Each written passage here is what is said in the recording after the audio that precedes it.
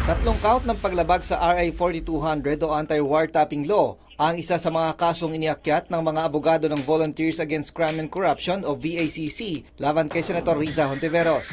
Ayon kay dating Congressman Jacinto Jing Paras, ito ay dahil sa pagkuha ng larawan ng text message ni Justice Secretary Vitiliano Aguirre at kausap nito sa Senate hearing sa kaso ni Kian de los Santos. Illegal anya ito lalo na kung ipakakalat pa ang mga kopya. Maski sabihin niya na Sa pagtanggi umano ng senadora sa pag-turnover sa DOJ ng mga witnesses sa pagkakapatay kay Kian de los Santos sa anti-drug operation ng Caloocan Police. Bukod pa rito ang kidnapping dahil sa hindi pagbabalik sa mga magulang ng isang menor de edad na witness. At umano'y paghikayat dito na huwag nang umuwi sa kanilang pamilya. Ang mga ito anya ay paglabag sa Article 270 at 271 ng Revised Penal Code at Republic Act of the case against Kian